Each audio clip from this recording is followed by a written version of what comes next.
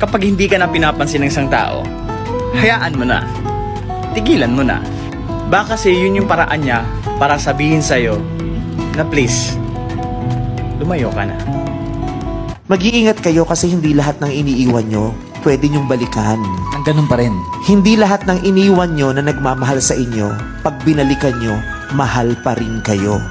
Kaya hindi lahat ng iiwanan nyo, pwedeng tanggapin kayo.